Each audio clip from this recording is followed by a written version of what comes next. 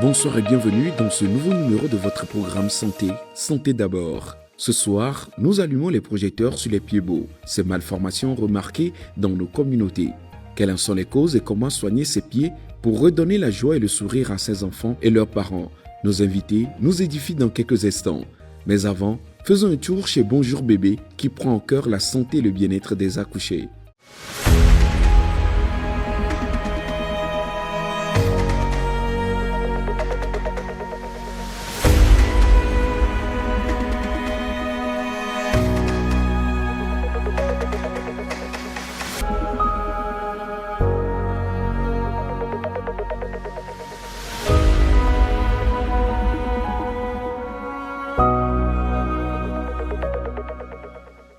Bonsoir Nadège. Bonsoir Olive. Comment tu vas? Je vais bien par la grâce. Et bonjour bébé. Ça va. Bonjour bébé, c'est quoi? Bonjour bébé, c'est un service de la pouponnière Sainte-Claire de Lomé, 6 à Toquin Séminaire. Et nous sommes un service dans le suivi des femmes enceintes et les mamans nouvellement accouchées à domicile. Donc notre but premier, c'est d'éviter ou de réduire le taux de mortalité maternelle au Togo, plus précisément à Lomé et dans la zone où nous intervenons.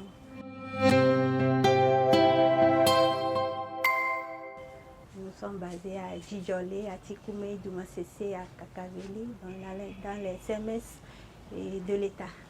Quelles sont ces mauvaises habitudes que les accouchés commettent et qui sont néfastes pour leur santé et leur bien-être? Tout juste après l'accouchement, utiliser l'eau chaude, s'asseoir sur l'eau chaude, et ça pouvait provoquer le saignement, ce qui peut entraîner l'anémie et ça dispose la femme aux infections. Donc c'est une pratique qu'on doit éviter.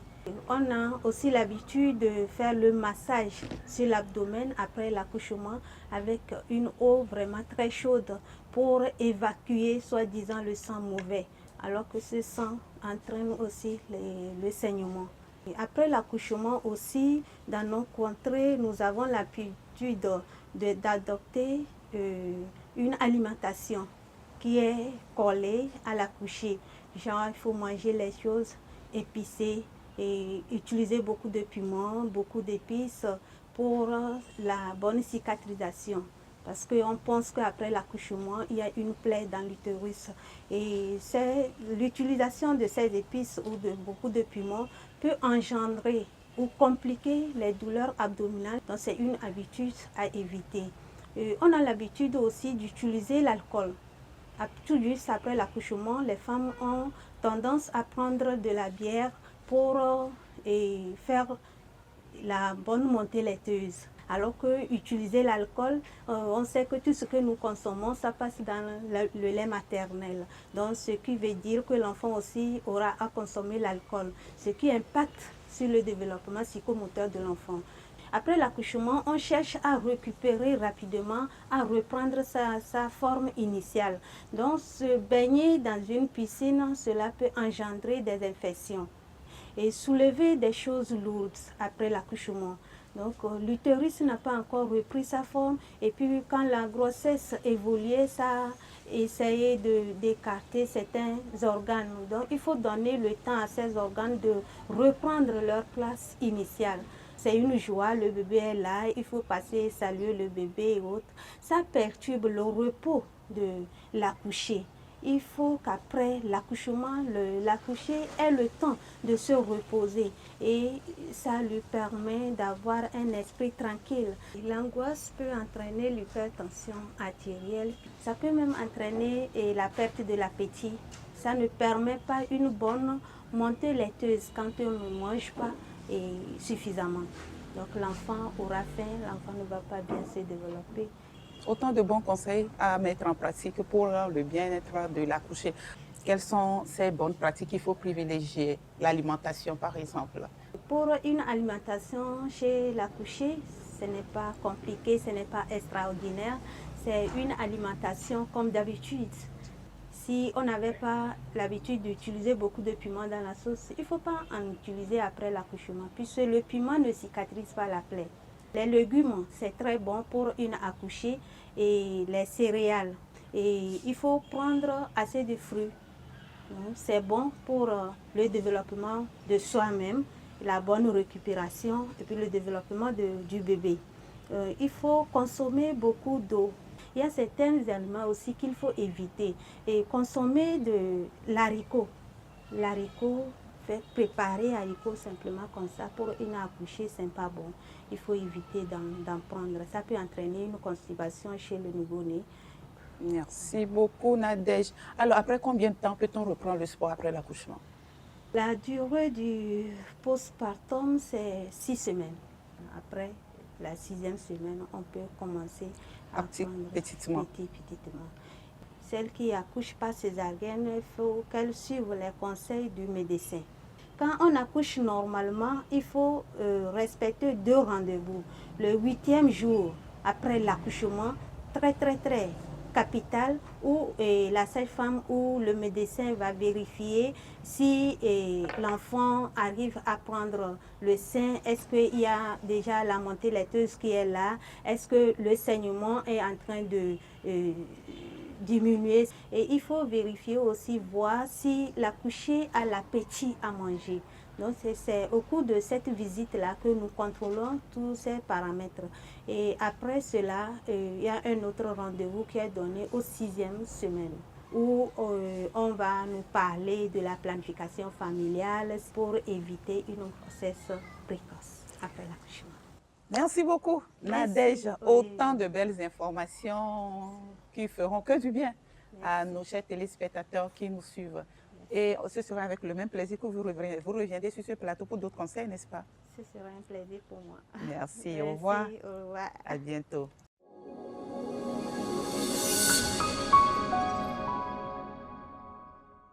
Le 3 juin marque chaque année la journée mondiale du pied beau, l'une des déformations de membres les plus répandues dans le monde, selon l'Organisation mondiale de la santé qui estime qu'environ 1 à 2 nouveaux-nés sur 1000 sont touchés par cette malformation.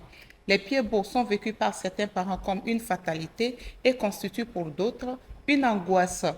Pourtant, grâce aux avancées médicales, cette déformation se corrige et permet aux parents et aux enfants touchés de retrouver le sourire. Ce soir, avec nos invités, nous ferons le point sur les causes de ces malformations, les complications qu'elles peuvent engendrer et les différentes solutions thérapeutiques qui existent chez nous ici au Togo. Bienvenue dans Santé d'abord.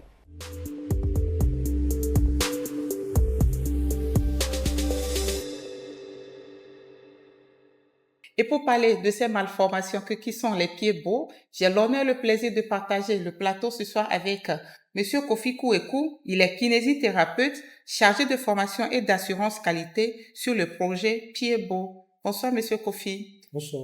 Bienvenue dans nos studios. Merci beaucoup. Nos chers téléspectateurs seront informés ce soir sur ce que c'est que le pied beau avec vous.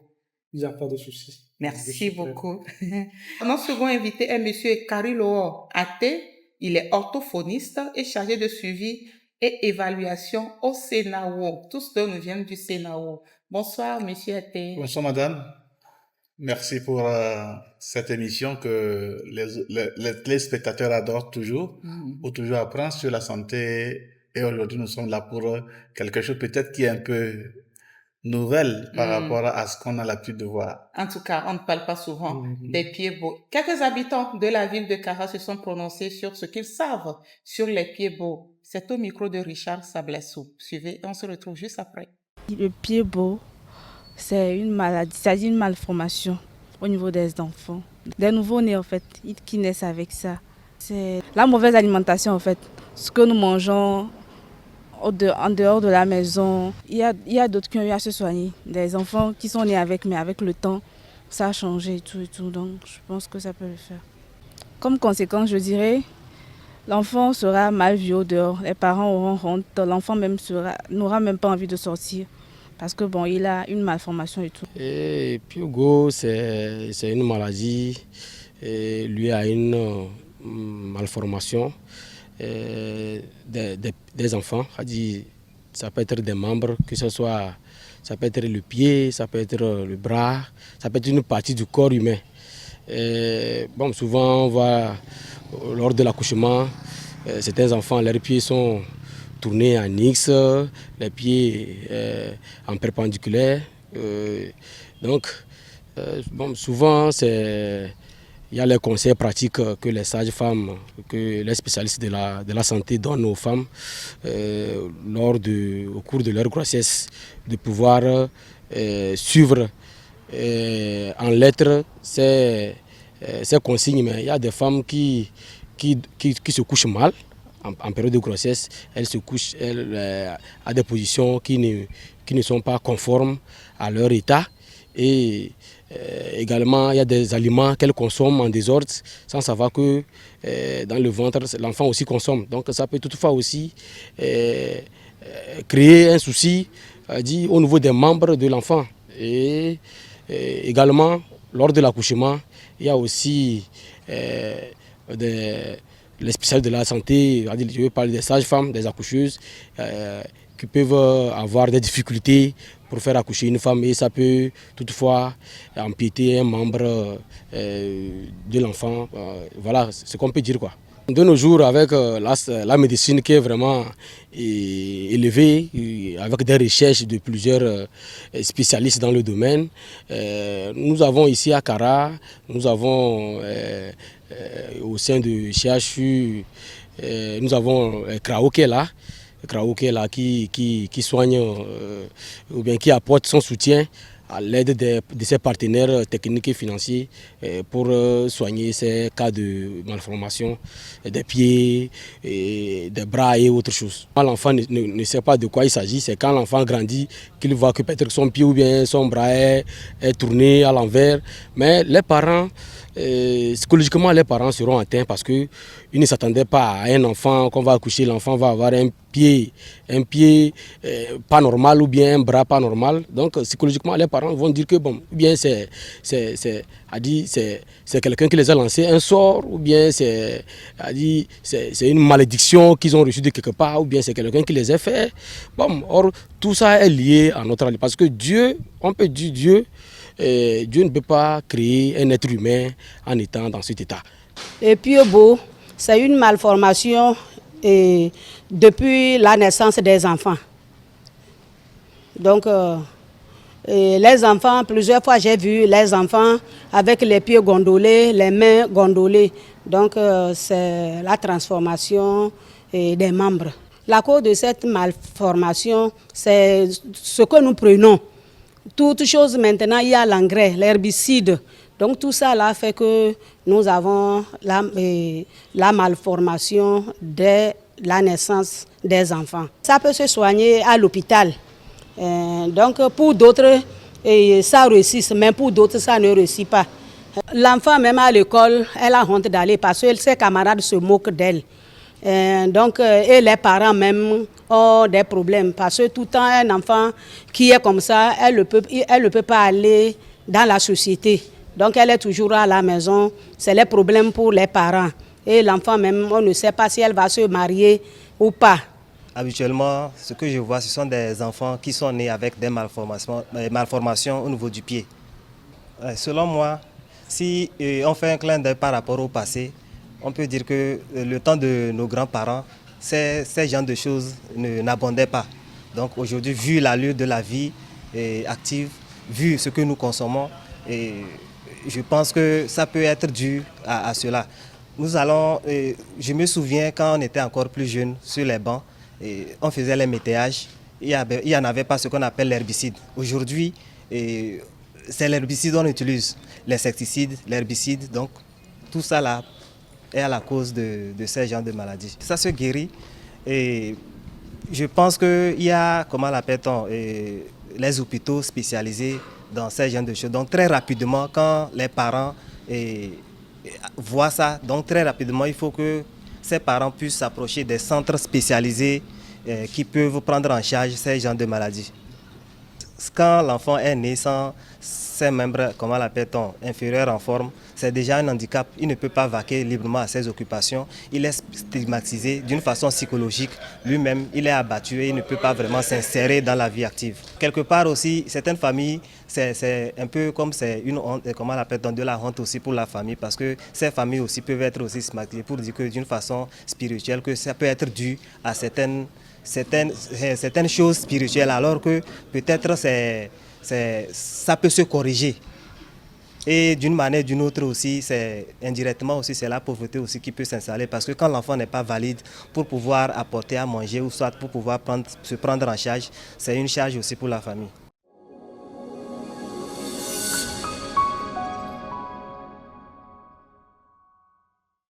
Voilà, chers invités, nous sommes de retour au plateau.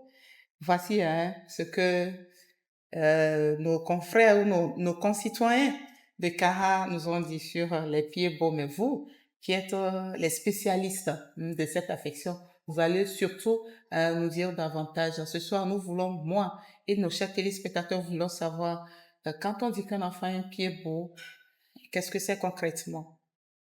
Ok, Monsieur Kofi. oui, merci, Madame Olive. Alors, déjà, le pied beau, c'est un terme générique qui désigne toute malformation qui touche le pied. Donc, au sein de ce grand ensemble, nous avons un pied que nous appelons pied beau, varus équin congénital. C'est de ce pied-là que nous allons parler dans cette émission. Puis, il faut reconnaître que c'est un pied beau rependu. C'est une malformation qui est rependue et qui se caractérise par une plante du pied qui est tournée en dedans. Et chez certains enfants, on voit que les orteils sont portés vers le bas. Non traité, malheureusement, cette malformation va entraîner ce que nous appelons un handicap moteur. CENAO est en train de vraiment faire des efforts pour que chaque enfant né dans une famille soit référé au centre et traité pour éviter cet handicap moteur, cet handicap moteur. Voilà un peu ce que nous pouvons parler, ou bien nous pouvons dire du pied beau. Alors, Monsieur Kofi, tout à l'heure, vous nous avez dit que les pieds, vous avez parlé de pieds beaux équins. Oui. Cela voudra dire qu'il y a plusieurs types de pieds beaux, n'est-ce pas? Exactement. Et quels sont ces autres types? C'est un terme générique qui a regroupé un ensemble de pieds, dont les pieds beaux varus équins congénital. Nous avons aussi les pieds talus. Nous avons les pieds varus. Les pieds talus, varus, comment ça se présente? Le pied talus, donc le pied, c'est dans le talon, ou bien la plante du pied, c'est le talon seulement qui touche le sol, dont toute la plante du pied est dirigée vers le haut. Le pied varus, donc le pied, tout l'avant du pied est dirigé vers le dedans et l'enfant arrive quand même à appuyer sur le pied. Voilà quelques exemples de pieds que nous pouvons citer ici. Et qui existe chez nous ici au Togo, n'est-ce pas? Qu'on retrouve dans nos communautés. Ça existe. Ces pieds, bon, la particularité de ces pieds, c'est que les pieds, en dehors de pieds beaux, varus équins congénital dont nous parlons, ces pieds sont très faciles, ils peuvent se corriger même en cours de vie. Donc ça peut se corriger. Mais le pied qui est terrible, le pied qui ne répond pas, s'il n'y a pas le traitement, c'est le pied beau, varus équin congénital. C'est de ce pied-là que nous sommes en train de parler. Et c'est le plus répandu. Il est répandu. Dans votre annonce, vous avez dit que sur 1000 naissances, on peut rencontrer un à deux pieds beaux. Donc, et si dans l'estimation, bien sûr, l'estimation mondiale, nous avons 180 000 pieds beaux. Et malheureusement, ces pieds beaux-là se retrouvent dans les pays en voie de développement. Il y a plus de natalité, c'est pourquoi vraiment on rencontre ces pieds-là dans nos pays, malheureusement pauvres. Donc, il est très impératif que ce pied-là soit repéré. Sans ça, il va évoluer vers un handicap. Il va s'aggraver et va entraîner un handicap moteur. En tout cas, la bonne nouvelle, c'est déjà qu'on peut traiter ces pieds. Alors, Monsieur Carilo, dites-nous, quels sont les membres? C'est vrai, on a parlé de pieds. Est-ce que c'est le pied seulement qui peut être touché par ces malformations? Olive, merci beaucoup. On peut voir aussi ces malformations il y a les mains bottes aussi, qu'on peut voir, mais ce n'est pas aussi fréquent comme les pieds beaux. Dites-nous, Monsieur Kofi, et quelles sont les causes de ces malformations? Qu'est-ce qui peut provoquer ces malformations? Voilà. Et merci, Olive. Malheureusement, au jour d'aujourd'hui, les causes de pieds beaux sont mal connues. On ne connaît pas réellement ce qui est à l'origine de cette malformation. Mais on évolue avec des hypothèses. La science évolue, elle est en train de chercher et on évolue sur l'hypothèse. Notamment, nous avons l'hypothèse de malposition intra-utérine. On suppose que l'enfant dans l'utérus de sa maman a pris une position qui serait à l'origine, qui a entraîné à ce que le pied là prenne cette position. Donc, c'est ça qui explique la déformation, la malformation à la naissance. L'autre hypothèse, c'est, bon, d'autres parents disent que c'est l'hérédité. L'hérédité, c'est sur cette hypothèse-là que nous tenons plus pour expliquer un peu la cause du pied beau. Puisque dans les familles où il y a un pied beau, on a constaté que dans la descendance, il y aura les pieds beaux, ou bien dans l'ascendance, ou bien chez les parents, il y a certains parents qui ont déjà le pied beau. C'est pourquoi l'enfant a un pied beau aujourd'hui. Ça devient une histoire de famille. Une histoire de famille. Donc, c'est pourquoi la science aujourd'hui met plus l'accent sur l'hérédité que les autres hypothèses. Donc, dans une famille où aujourd'hui on constate qu'il y a un pied beau, il y a de fortes chances que demain ou bien après-demain, s'il y a des naissances, il y aura un pied beau. Alors, M. Kalolo, M. Kofi parlait de causes congénitales entre griffes. Est-ce qu'on peut avoir des pieds beaux au cours de la vie? Est-ce que ça peut arriver?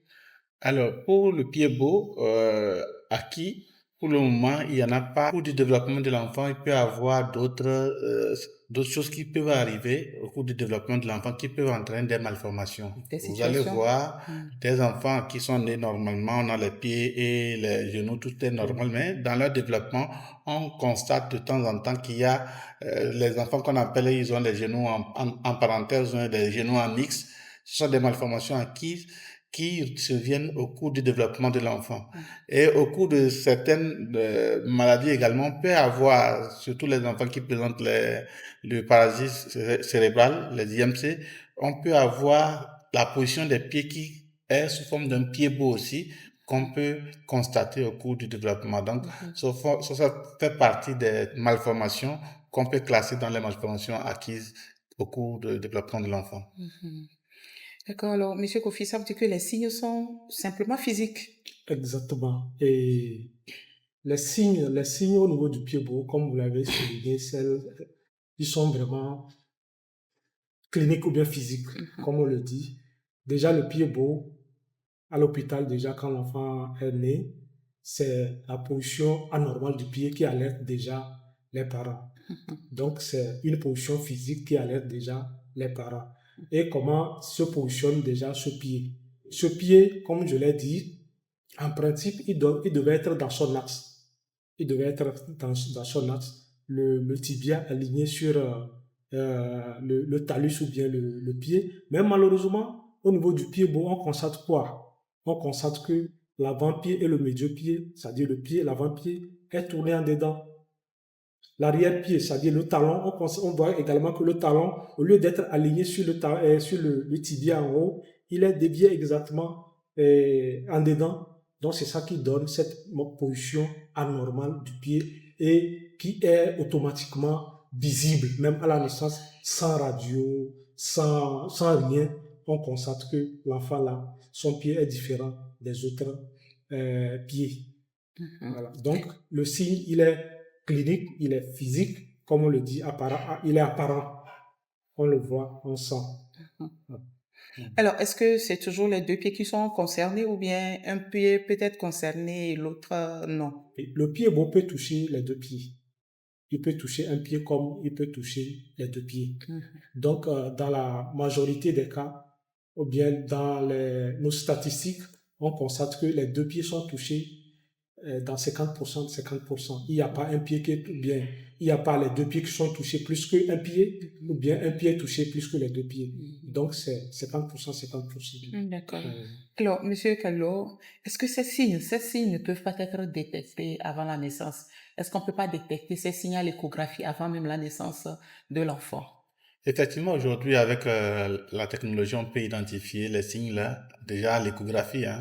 On peut identifier un enfant pied beau à l'échographie. On sait que il est probable que l'enfant qui sera né présente une malformation de type pied beau. Mais rien ne peut être fait jusqu'à la naissance? Non, malheureusement, ce sont des malformations congénitales, on ne peut rien. Alors, Monsieur Kofi, vous allez nous aider à avoir une idée. Est-ce qu'il y a des chiffres? Est-ce qu'on peut avoir une idée du nombre d'enfants? On a, au plan mondial, oui, on l'a dit, 1 à 2 enfants sur 1000 naissances sont souvent touchés ou sont concernés par le pied-beau. Chez nous, au Togo, est-ce qu'il y a des statistiques? Oui, et si je ne me trompe pas, au Togo, et les statistiques font état de, je crois, de 250 de pieds-beaux, n'est-ce pas, Oui, annuellement. De nos jours, hein? De nos jours, 250 à 300 à naissances. 300 naissances annuellement au Togo. Donc, c'est sur cette base que nous aussi, nous évoluons pour la détection précoce, pour dire que nous avons, si cette année, dans notre détection, nous avons peut-être 30 enfants, c'est un exemple que je donne, hein. On se dit que, il y a encore des enfants à détecter, parce qu'il y a des enfants qui sont encore égarés, ou bien qui sont encore dans les hameaux les plus lointains. Il faut les atteindre pour les amener, pour bénéficier du traitement qui est déjà disponible. On parlera du traitement au cours de cette émission. Vous nous direz si ce traitement est gratuit ou pas. Mais en attendant, Monsieur Kalilo, faut-il voir une malédiction ou une fatalité comme le pensent certaines croyances traditionnelles ou certains parents? Malheureusement, c'est ce qui se voit dans nos communautés. On pense que le pied-beau est lié à la sorcellerie, le pied-beau est lié à la malédiction, le pied-beau est lié à X ou Y, c'est la grand-maman au village, c'est la tante, mais ça n'a rien à voir avec tout cela. Mon collègue l'a dit tout à l'heure que c'est une malformation congénitale. Les causes, on en a cité. Malheureusement, c'est une conception qu'il faut arrêter. Ce n'est pas une malédiction, non. Ce n'est pas un sort qu'on a lancé à quelqu'un pour que l'enfant puisse naître avec le pied beau, non. Donc ça n'a rien à voir avec cette conception-là. Ces conceptions sont erronées. C'est une malformation qui peut survenir à tout À tout moment. moment, dans N'importe quel type de famille, hein, pauvre ou riche, hein, il n'y a pas à dire c'est parce que vous n'avez pas suivi les consultations prénatales, c'est pourquoi l'enfant est né avec le pied beau, ou bien vous avez suivi. Non, non. Ça n'a rien à voir avec tout cela. D'accord. Alors, parlons du diagnostic maintenant. Monsieur Kofi, oui. comment posez-vous le diagnostic de ces pieds beaux? Voilà. Les signes sont visibles, on voit, on sait que cet enfant, oui, il souffre, il a un pied beau, ou bien il a des pieds beaux. Exactement. Qu'est-ce qu'il faut faire? Comment vous le faites à votre niveau? Exactement. Et merci beaucoup. Le diagnostic, comme je l'avais dit plus haut, il est clinique. On n'a pas besoin de faire une radio, on n'a rien. Donc, quand l'enfant vient, déjà, le pied beau se caractérise comment? Par la plante du pied qui est tournée en dedans, les orteils pointés vers le bas chez certains enfants, et on voit que le talon aussi est tourné vers le dedans. Si on tente de corriger le pied chez certains enfants, si les enfants plus jeunes, le pied est souple, on arrive quand même à ramener le pied dans la position corrigée, mais aussitôt laissé, le pied revient. Donc, le pied est irréductible, comment dirais-je, dans le cas de pied beau. Mais pour le pied normal, quand on tient, le pied, il est souple, il est dans sa position normale. Contrairement au pied beau, on prend, on positionne, le pied revient dans sa position anormale. Donc, le diagnostic, il est clinique. Malheureusement, chez certains enfants qui sont plus âgés, on n'arrive même pas à toucher parce que les articulations et les os sont déjà devenus raides. En ce moment, on rentre dans les conséquences du pied beau dans le pied. Et donc, justement, quelles sont ces conséquences? Voilà, et les conséquences, si un pied beau n'est pas traité chez un enfant âgé, on évolue directement vers le handicap physique. Comment ça se passe? Comme je viens de le décrire tout à l'heure, un pied beau, lorsqu'il n'est pas traité, les articulations, au début, tout est souple. On prend, on touche, ça revient, on touche, ça revient. Mais chez un enfant qui grandit, les articulations deviennent très raides. La déformation qui était plus ou moins souple va se durcir et va devenir raide.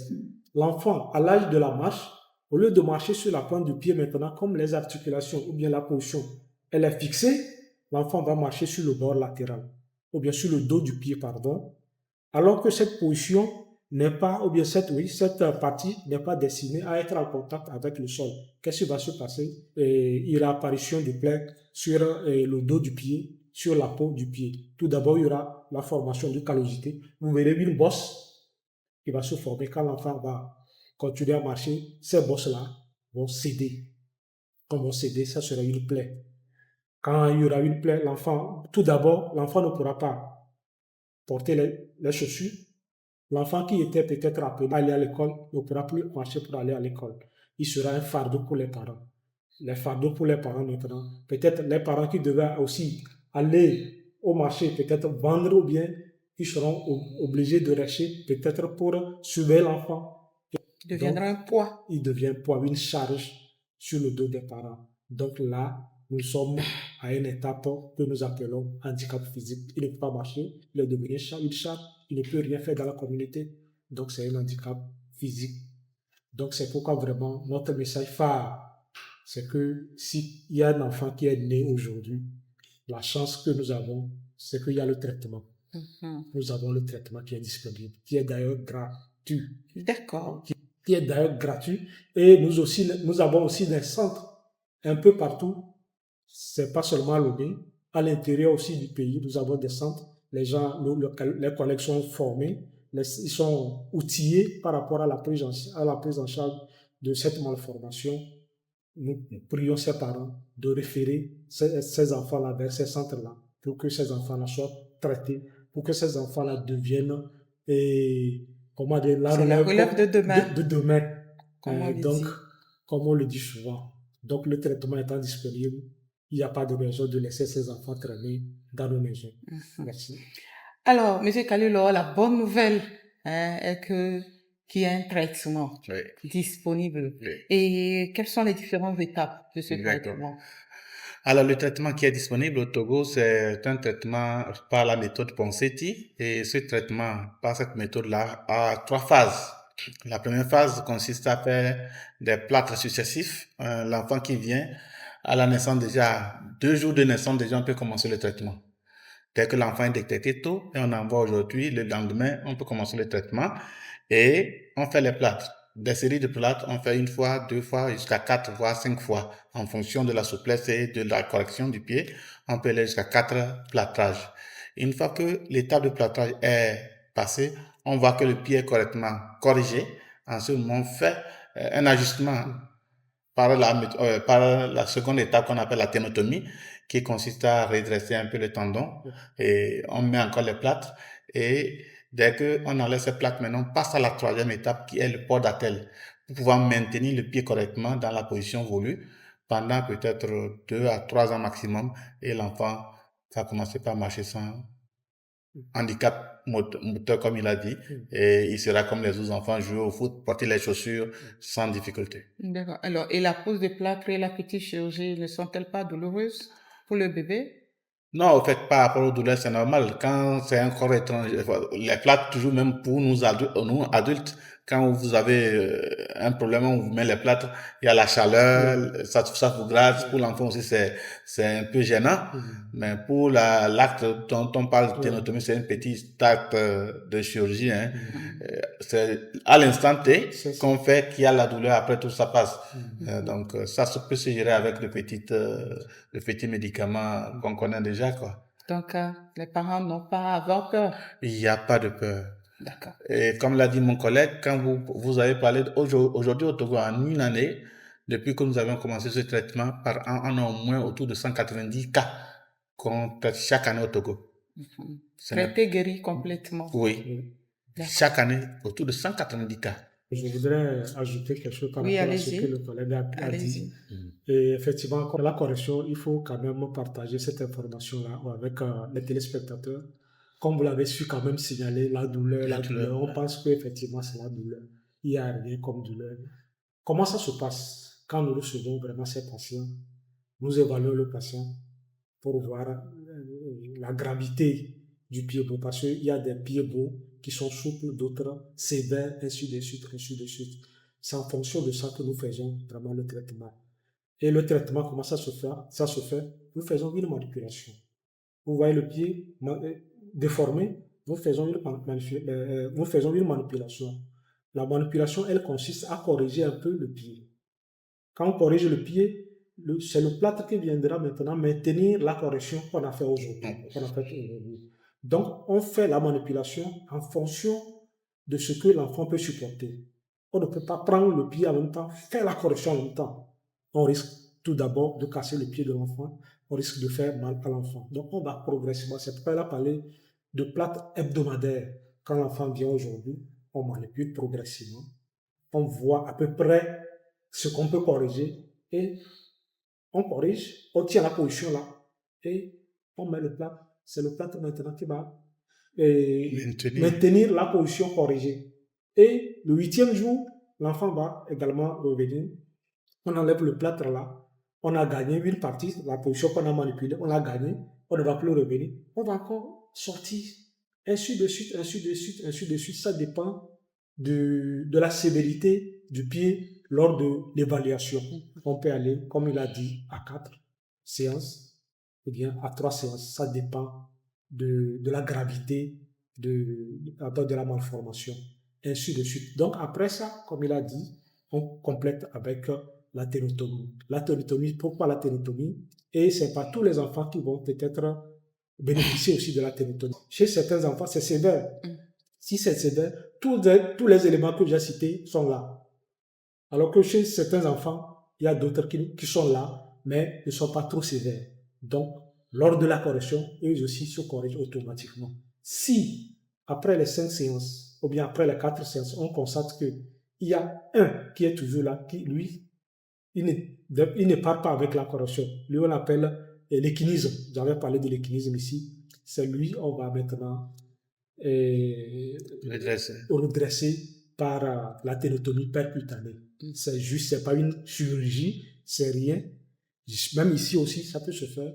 On met une lame, une bouchure, avec des sédatifs. On calme, ça dit, anesthésie locale. Une anesthésie locale, une petite anesthésie locale, et on fonce la lame à travers la peau et en 1 minute, c'est fini. On remet le plâtre et l'enfant passe chez lui. Et quand est-ce que la chirurgie s'impose? La chirurgie intervient chez les pieds-beaux négligés, chez les enfants âgés. Comme j'ai dit, chez certains enfants, les articulations, tout est fixé. Là, chez ces enfants, il faut commencer avec le plâtre, mais le plâtre ne pourra pas corriger tout. Les os, tout ça là, c'est mélangé. Tout ça là, c'est déplacé. La chirurgie intervient maintenant pour compléter la correction plâtrée.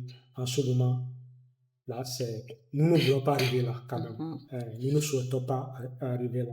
C'est pourquoi nous préconisons bien, nous encourageons la détection précoce pour que ces enfants viennent très tôt, on le reçoit tôt et pour qu'on ait une correction parfaite. Parce qu'il y a un avantage au niveau de la détection précoce. L'avantage, c'est quoi? La correction, elle est parfaite. On ne saura même pas que cet enfant a fait un pied beau. L'enfant sort sans séquelles. Sans séquelles. Il marche bien, il court bien, il fait tout. Malheureusement, chez les enfants déjà âgés, à qui forcément il faut aller au bloc pour la chirurgie, des fois il y a des séquelles, il y a des conséquences à gérer.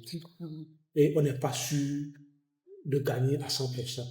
Donc c'est pourquoi vraiment cette émission-là, je tiens vraiment à cette détection précoce-là. Parce que nous sommes sur le terrain, nous voyons ce que ça donne avec les jeunes enfants, avec la détection précoce. Et nous voyons également chez les pieds-beaux négligés. Chez les pieds-beaux négligés. Tout d'abord, le traitement, ça traîne. La correction, ça traîne. C'est cher. Et il faut finir au bloc. Et le bloc, on n'est pas sûr de corriger. On n'est pas sûr de faire marcher correctement l'enfant. Donc, voilà un peu le message, ou bien ce que je voulais ajouter à ce que mon collègue a dit. Immersion au Centre régional d'appareillage orthopédique de Kara, où nous vous emmenons voir concrètement comment se passe une prise en charge de pieds-beaux. Au Centre régional d'appareillage orthopédique de Kara, Enoch est pris en charge pour pieds-beaux, une malformation détectée dès sa naissance.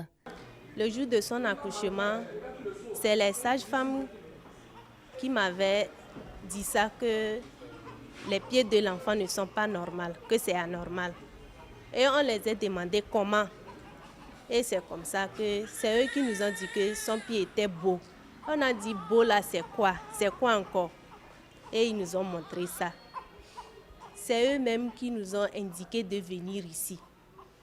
De venir voir qu'il y a certaines personnes ici qui arrangent ça. On a dit, ok, on va venir.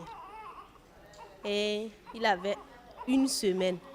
Dans cette semaine-là, on l'avait amené ici. Et ils l'ont bien vu que de revenir. Deuxième semaine, on est venu, on a commencé par lui traiter. On lui a mis des plâtres et ça allait bien. On nous a dit de revenir encore. On est revenu encore. On lui a encore mis ça. Et on voit que, oh non, ça travaille, ça fonctionne bien. Et on les a appréciés aussi. Nous, on ne savait pas qu'il y a des choses comme ça.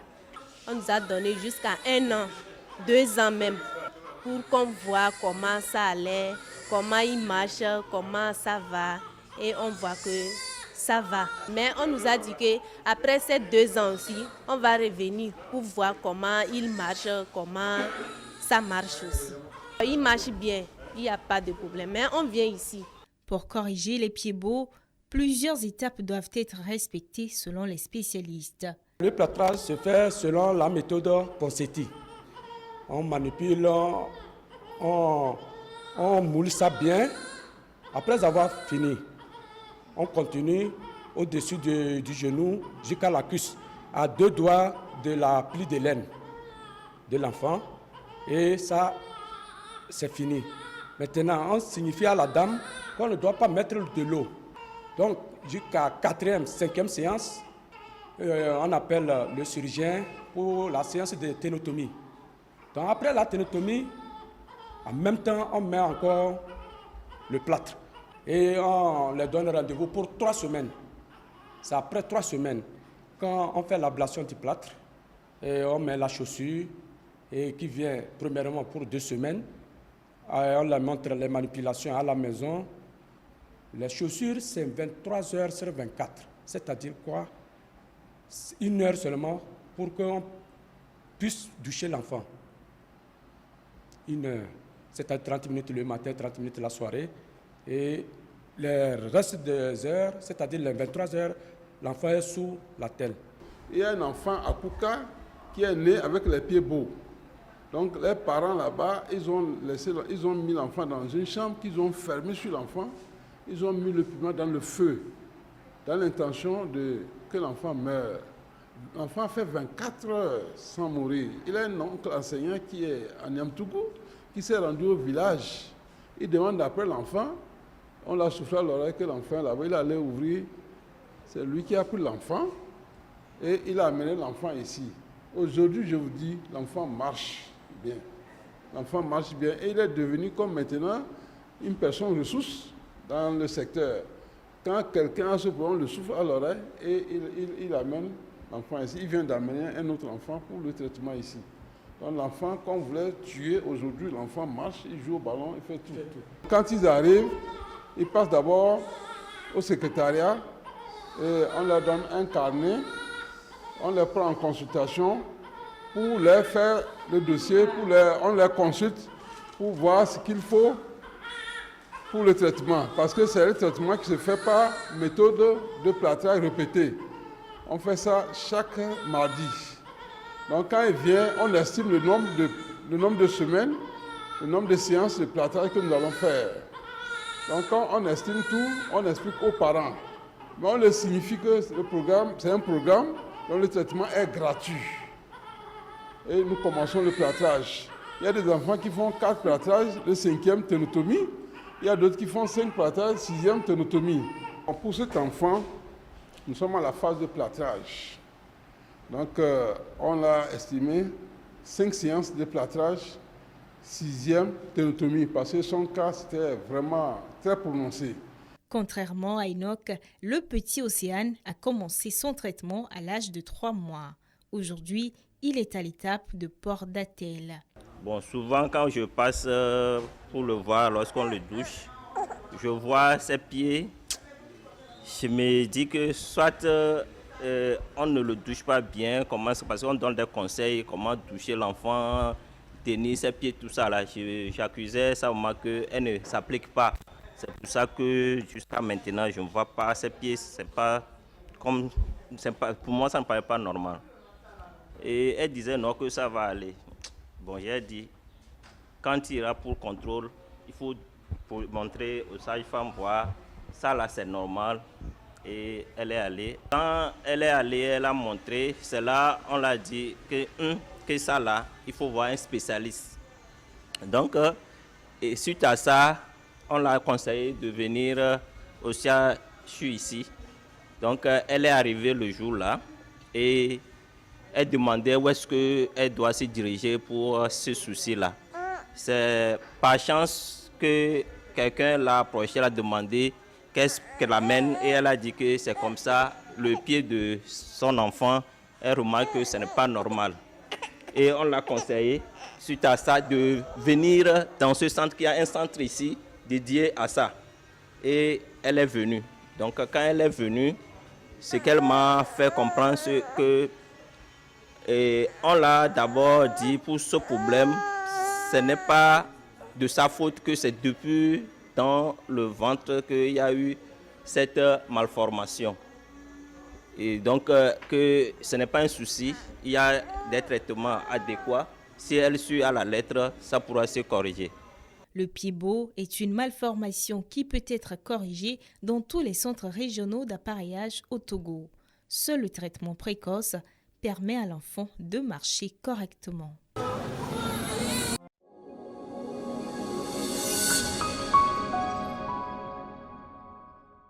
Monsieur Carilo, je reviens à vous. Quelle est la durée moyenne d'un traitement, du traitement? Ok, la durée moyenne est de 4 ans maximum. La durée moyenne, ça. Parce que pour les enfants, très tôt, plus tôt il est détecté. Lorsqu'on prend par exemple un bébé en charge. Un bébé en charge autour de 3 ans maximum, c'est déjà bon. Il marche correctement sans, vous ne saurez jamais qu'il a présenté un pied-bot. Mais quand c'est maintenant un peu plus âgé, c'est pourquoi la durée moyenne est de 4 ans. Et par rapport à cette durée également, on ne tient pas compte de ceux qui ont déjà des pieds-bots âgés. Ça, pour la prise en charge, pour ça c'est chirurgical, on ne tient pas compte de ça. Mais les enfants qui sont détectés tôt et pris en charge entre 0 et 3 ans, pour eux, on sait que la durée moyenne de traitement est de 4 ans. Alors, M. Kofi, on comprend aisément qu'il est crucial pour la réussite du traitement de commencer tôt pour la réussite du traitement. Et le thème retenu cette année 2026 vient mettre encore un accent particulier sur cette détection précoce. Exactement. Est-ce que vous voulez nous rappeler ce thème? Exactement. Le thème de cette année, c'est détecter tôt et traiter tôt. Donc, le thème, comme je l'ai dit, détecter tôt, traiter tôt, pour que l'enfant puisse courir. Puisse courir et être à l'aise dans ses mouvements. Donc, zéro handicap. Zéro handicap. Quel est l'intérêt du port d'attelle après le traitement, M. Carilo? Alors, l'intérêt est très important et capital parce qu'un pied-bot traité sans attelle, on risque d'aller vers la récidive. Parce que quand nous corrigeons, il a bien expliqué le traitement avec les plaques, puisque c'est des positions qu'on adopte. On adopte une position pour que ça puisse se corriger normalement. C'est les plaques qui maintiennent le pied dans la position normale. Maintenant, une fois que l'étape de plaque est dépassée, il faut quand même quelque chose pour toujours maintenir le pied en position. Et donc, c'est les plaques et les attelles qui permettent maintenant de continuer à maintenir la position qu'on a acquise là, pour que l'enfant puisse maintenir ça pendant 2 ans, 3 ans. Et là, en ce moment, ce n'est que les os vont se solidifier en adoptant cette position-là. Donc, un traitement de pied-bot sans attelle est voué à des récidives. La période des attelles est cruciale parce qu'aujourd'hui, nous constatons que les patients qui viennent vers nous, les clients qui viennent vers nous, quand on commence par faire le plaquage, ils voient que la position du pied se corrige, ils pensent que c'est déjà fini ça. Et ils ne reviennent plus. Et vous allez voir peut-être dans 6 mois, 7 mois, vous les retrouvez encore, le pied revient à sa place. Donc, c'est indispensable, le poids des attelles, puisque c'est ça même qui est la période la plus longue et fastidieuse. Donc, il faut porter les attelles là pendant 2 à 3 ans maximum pour que la position qu'on a acquise là puisse être de manière définitive. Les parents doivent être patients. Très patient. Et des fois, on dit, l'enfant pleure, c'est normal. On a mis les attelles, ce sont des chaussures qui maintiennent le pied. On le dit aux parents de porter, dit non, l'enfant pleure, c'est normal au début, l'enfant va pleurer, mais après, il va s'habituer. Et aujourd'hui, nous avons la chance qu'avec le partenaire, en fonction, puisque l'enfant évolue, on change aussi les chaussures en fonction de la taille. Et il n'y a pas à s'inquiéter. Ce n'est pas les parents qui achètent les chaussures. Les chaussures, en fonction de chaque taille, est disponible. Quand on vient, on mesure que ça le dépasse, on change de taille jusqu'à ce que l'enfant puisse arriver à la fin du traitement, les 3 ans, les 4 ans en fonction de son âge. Et l'enfant peut être guéri, courir normalement, marcher normalement, 100%, jouer au football. Porter les chaussures, les goudasses là, il va porter, jouer les hauts talons. Les hauts talons, tout. Et madame, je voulais ajouter quelque chose. Oui, allez-y. Allez-y, a dit. Et dans son explication, il a dit le traitement peut aller jusqu'à 4 ans. Pourquoi ça peut aller à 4 ans? Alors que peut-être l'étape de la correction, c'est un mois, maximum 2 mois. Maximum. Et parce que l'étape de maintien, comme il a dit, c'est l'étape très cruciale. Les appels viennent relayer ce que nous avons fait au niveau de la correction. Et malheureusement, c'est là-bas que nous avons des difficultés. Puisque quand l'enfant finit l'étape de la correction, nous lui donnons des attelles. Les parents ne viennent plus ils ne sont plus fréquents avec nous. Et à la maison, les parents, ils laissent le temps, les consignes données ne sont plus respectées. Malheureusement, cette étape, les récidives viennent. Parce que le rôle des attelles, c'est quoi? Le pied qui était comme ça, on a pu corriger avec le plâtre. On l'a remis comme ça. Si on laisse, il revient. C'est un pied un peu, comment dirais-je, têtu, comme on le dit, c'est un pied têtu. L'enfant est en train de grandir, l'enfant n'a pas fini sa croissance, le pied revient. Donc c'est pourquoi il faut donner les attelles. Mais malheureusement, les parents, une fois... Non, les attelles sont donnés, ils ne sont pas vendus. Non, les attelles sont donnés, c'est gratuit. Le plâtrage, plâtre est servi gratuitement. Les attelles, gratuitement. Si on donne les rendez-vous. Si l'enfant, on lui donne attelle aujourd'hui, on lui dit peut-être après 1 mois, il faut revenir. Il se peut qu'arriver à la maison, l'attelle peut se gâter. Il vient, on change. Mais malheureusement, quand on donne ce rendez-vous, on ne va pas les parents. Même porter les attelles qu'on a donnés gratuitement, les parents... C'est un problème. C'est un problème. Et comme il a dit, après un moment, les parents reviennent avec le pied. Ça n'aide pas les enfants. Ça n'aide pas. Et nous aussi, ça ne nous aide pas. Parce que nous sommes en train de tourner seulement autour du traitement. Alors que ce n'est pas bien. Donc, c'est très crucial. Cette étape-là, elle est très cruciale. Donc, et on les a. De temps en temps, on les appelle. On les rappelle alors. On les rappelle. On leur comment dirais-je, on les convoque. Il faut qu'ils viennent. On va veiller à ce que l'enfant, ou bien le traitement, aille normalement pour voir le port des attelles se fait correctement. Si ça ne se fait pas, on va encore leur montrer comment ça se fait et on va les suivre comme ça, progressivement jusqu'à l'âge de 4 ans. Donc, à l'âge de 4 ans, on est sûr que le pied ne pourra plus revenir dans cette mauvaise position. Là, on peut quand même le laisser. Et de temps en temps, une fois en passant, tu peux quand même venir surveiller ce qui est de mal. Monsieur Carilo, où se fait la prise en charge? Ok. Une fois qu'on détecte, déjà la sage-femme qui met au monde l'enfant aujourd'hui, ils sont déjà informés, sensibilisés aujourd'hui. Il n'a qu'à les envoyer vers la clinique la plus proche. Et au niveau du Togo, nous avons 10 cliniques. Au Togo, nous avons 10 centres qui sont formés pour la prise en charge gratuite. Dans toutes les régions? Dans toutes les régions.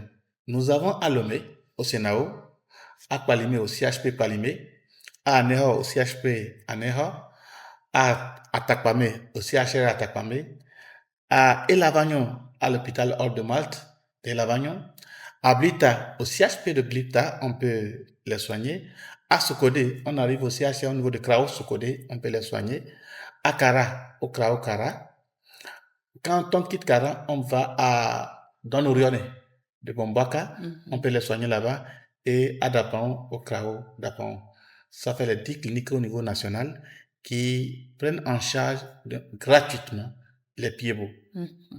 Donc, si dans les autres préfectures ont des cas, ils n'ont qu'à référer à ces centres-là. On a essayé, au moins dans chaque région, il y a un centre qui prend aujourd'hui en charge gratuitement les pieds beaux. C'est très intéressant. Et je suis sûre que nos chers téléspectateurs nous suivent. et peuvent aider la communauté à avoir cette information, à diriger les parents ayant des enfants souffrant de pieds beaux dans ces différents centres. Monsieur Kofi, est-ce qu'on peut prévenir? S'il n'y a pas de cause connue, est-ce qu'on peut prévenir la survenue de ces pieds beaux? Et malheureusement, on ne peut pas prévenir. On ne peut pas prévenir. On ne peut pas prévenir. Mais ce qu'on peut faire peut-être très tôt, nous conseillons les mamans de faire l'échographie. Et si on arrive à faire l'échographie, on sent que l'enfant a un pied beau, on peut déjà orienter les parents, on peut les informer, comment dire, les préparer psychologiquement et les orienter ou bien les informer qu'il y a le traitement qui existe et les orienter vers certains centres ou bien les informer des centres qui existent pour un traitement efficace. Et gratuit. Et gratuit, voilà, il faut ajouter. Merci. C'est important. Alors, nous tendons tout doucement vers la fin de notre plateau. Et ce traitement gratuit, c'est grâce à un programme? Oui, bien sûr. Alors, il faut dire que le traitement gratuit, quand on dit gratuit, c'est quelqu'un qui paye quelque part. Ça, c'est sûr. Il faut préciser que la prise en charge du pied beau, gratuit, quand on le parle, de 0 à 4 ans là, ça coûte autour de 250 000 francs CFA. Et c'est quelqu'un qui le paye. C'est un partenaire qui donne ça gratuitement. Donc, il accompagne le Togo depuis bientôt 3 ans, depuis 2023 qu'on a commencé avec eux. Donc, pour prendre en charge gratuitement. Avant ça, il y avait aussi d'autres programmes qui ont accompagné gratuitement le projet. Donc, le projet a commencé depuis 2011 en fait. La prise en charge du pied beau au Togo a commencé depuis 2011. Et pour le nouveau partenaire, c'est à partir de 2023 qu'ils ont commencé par accompagner le Togo gratuitement. Il s'appelle Miracle Fit. Et cet accompagnement va continuer, n'est-ce pas? Si tout va bien, on espère. Si on a des enfants qui viennent, si on a la prise en charge qui continue, si on a la qualité des soins qui continue, il n'y a pas de raison qu'on puisse arrêter. C'est ce qu'ils nous ont confirmé. De toute façon, comme c'est une malformation congénitale qu'on ne peut pas prévenir, il y en aura toujours. On va souhaiter que les partenaires soient toujours là pour accompagner l'État dans ses efforts. Alors, nous sommes arrivés à la fin de notre plateau. Monsieur Kofi, quel est ce dernier message que vous avez à l'endroit de nos chers téléspectateurs? D'abord, à l'endroit des parents ayant des enfants avec cette malformation et à toute la population qui nous suit. Ok, je vais dans un premier temps en français d'abord. C'est pour dire aux parents qui ont présentement les enfants avec pied beau que ce n'est pas une fatalité, qu'il y a un traitement qui existe, qu'il y a un traitement dans chaque région, comme on vient de le souligner. Ils peuvent aller dans ces centres-là. Le traitement, il est gratuit et il est efficace. Et Madonna Majana, Majama Yemessi, traitement, alors, dans le cas de ces pieds beaux, ikena nang bansi skutlale nang tang bansi skutla digi peut-être to na mo pas ce traitement efficace pas tant efficace comment na bon nyandale et chadia et encore ou bien nang basi kodilongo suppose kan kana sentiwa che donc mo wedole ou na mo bien centre nada tata centre na pa we lomé pa we kara pawe dapangu, pawe aneho, pawe palma, pawe atapama, pawe blita, pawe socorrelo, iwu ne bien centre na bata, ping pawa sme. Pawe fala, iwu bale, faire pas chanta, faire pas bier, peut-être pawe fala iwu, pa heye bo. Ik ben mi ba dore ben go mi ak bana be, mi popo so pie bonti, nke ni pie bo. Enyi pio bo enyi afoke mi le pole e kan on dit les filles enyi afohaha amoroso odu boame alo togbi nu alo nde nu nene ao enu enyi dolele si aleke etala doam alo si adomela doam nene enu ke gba nyoa e dolele wa mi yone le Togo a centre de ole amo le former amo ko le former a ole senao ole atakpame ole blita ole aneho ole palime ole sokode ole kara ole boboaka ole dapao nemiya wala po miagbo traitement ele ba omtuna fun eni traitement efficace donc nemi yo ne de bio va sia Nous, les Français, BMB, handicap physique, les millions, les vieux fois, elle va wabi, les vieux matin zon, et on a un handicap, non, au matin pour bol, au matin school, non, donc, nous, que les bébés, ni, comment on dit, ni centre homme, ni débile les doigts, ni débile les doigts font un problème, ni, comment on dit, le traitement, tout fait, akpenalo ok makpe a edugan wabe kon gan oji ni gan wuli won e pa me be kon di o ok Akpelo, Monsieur Kofi. Monsieur Kalilor. Oui, merci beaucoup. Merci aux téléspectateurs, merci à Olive et l'équipe De la TVT à de la télévision togolaise. à la télévision togolaise, parce que pour l'émission, il faut toujours, s'il n'y a pas eux, nous ne sommes pas là. Et donc, merci à tout ce que vous faites pour la population, pour les informer à temps. Et aujourd'hui, nous disons aussi merci à nos collègues de la santé, les sages-femmes surtout, qui de partout au niveau du Togo identifient les cas, les agents de santé communautaire qui sont aussi impliqués et qui aujourd'hui font un travail noble pour pouvoir détecter précocement et envoyer vers les structures de soins. Nous leur disons merci. Et pour nos parents, n'hésitez plus, dès que vous avez un enfant qui présente un pied beau, envoyez-le dans les centres qu'on a précités pour une prise en charge appropriée et adéquate.